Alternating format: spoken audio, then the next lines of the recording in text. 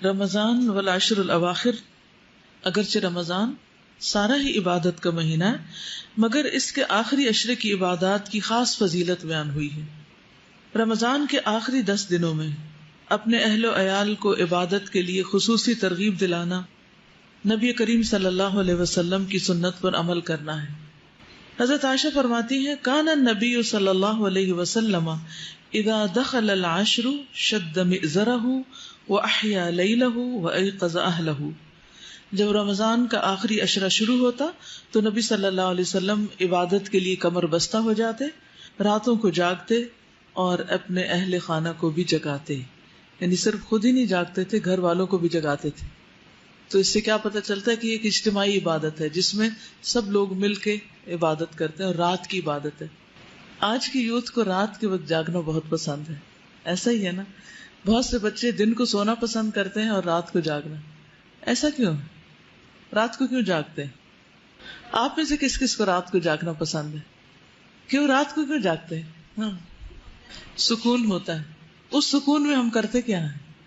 اس سکون سے کیا فائدہ اٹھاتے ہیں؟ جو مرضی کا کام ہوتا ہے جو ہم سب کے سامنے نہیں کر سکتے، اور یعنی اکیلے ہو جاتے ہیں نا، باقی گھر والے تو سو رہے ہوتے ہیں اور پھر ہم انجوائے کرتے ہیں اپنے آپ کو اور اپنے کاموں کو اور اپنی پسند کی چیزوں کو۔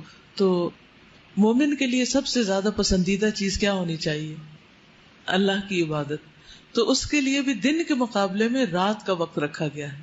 ٹھیک، سارا سال تو ہم عشاء اور فجر کی نماز اگر پڑھ لیں تو وہ بھی بہت اچھا ہے، تہجد جس کو نصیب ہو جائے وہ تو بہت ہی خوش قسمت ہے، لیکن رمضان کی راتوں میں تو قیام لازم ہے، اور پھر آخری عشرے میں تو جتنا زیادہ جاگ سکیں۔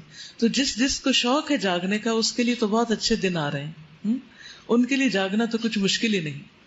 لیکن اس جاگنے میں ہم نے گپ شپ اور باتیں اور ادھر ادھر یا نیٹ پہ بیٹھ کے وقت نہیں گزارنا، بلکہ اللہ کی عبادت کرنی ہے۔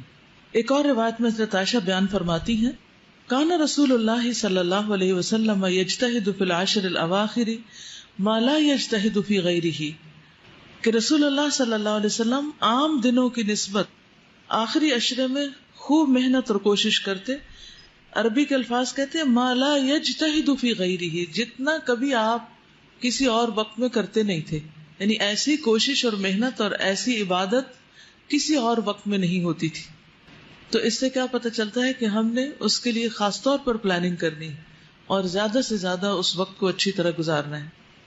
آپ صلی اللہ علیہ وسلم حضرت فاطمہ اور حضرت علی کا دروازہ بھی کھٹکھٹاتے اور فرماتے الا تقومانی فتصلیانی، کیا تم دونوں نہیں اٹھو گے، نماز نہیں پڑھو گے؟ آپ آخری عشرے میں ہر رات مغرب اور عشاء کے درمیان غسل فرما کر خوشبو لگاتے تاکہ عبادات کے لیے تازہ دم ہو جائے۔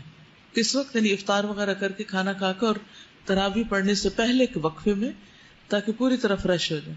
تو ایون اگر آپ نے پراپر غسل صبح کے وقت لیا ہوا بھی ہو تو اس سنت کو پورا کرنے کے لیے چند مگ پانی کے اپنے اوپر ڈال لیں تاکہ رات آپ کی اور زیادہ فریش گزرے، اچھی گزرے۔ اب اس میں یہ کہ کرنا کیا ہے، رات کو جاگ کر کرنا کیا ہے، اس کی لسٹ بنا لیں۔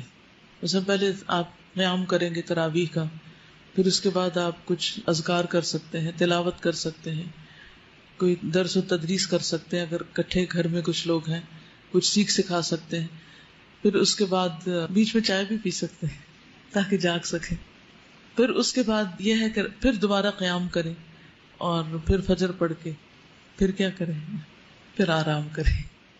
ان راتوں میں لمبی دعائیں بھی مانگیں، ٹھیک ہے، کیونکہ دعاؤں کی قبولیت ہوتی، اسی میں طاق رات ہے، اسی میں جبریل اور فرشتے اترتے ہیں اور سب کو دیکھتے ہیں کہ کون کون عبادت کر رہا ہے، اور جو عبادت کر رہا ہے اس کو بخش دیا جاتا ہے۔